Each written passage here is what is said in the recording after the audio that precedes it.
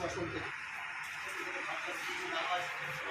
পরিশ্রম করছেন এবং আইন শৃঙ্খলা যাতে সবই সময় সমস্ত ধরনের আইন শৃঙ্খলা স্বাভাবিক ছিল এবং অভিযানগুলোর ফলে এলাকার শান্তি অনেকটাই উন্নয়ন ঘটেছে পাচ্ছে। আসসালামু আলাইকুম। প্রতিটি পদে পদে হয়রানির শিকার হয় এবং ভুয়া টেস্টগুলো ডাক্তারদেরকে বাধ্য করে। যদি আপনারা একান্তভাবে ডাক্তারদের সাথে কথা বলেন, যে আবাসিক মেডিকেল আছে বা মেডিকেল অফিসার আছে, তারা আপনাদেরকে খোলামেলা বলবে। আসলে অনেকে ভয়ে আতঙ্কে বা এলাকায় মানে সম্মানহানির কারণে অনেক সময় অনেক কথা বলে না। বললে ভালো হয়, অফিসাররা কম বললে সেটা প্রিফারেবল হয়।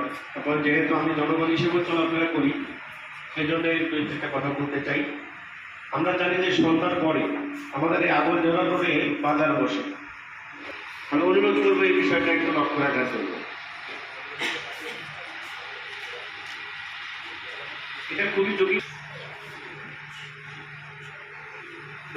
অফিসার আমরা হচ্ছে 9টা to 5টা জন, আমরা জনগণ সেটা বললাম।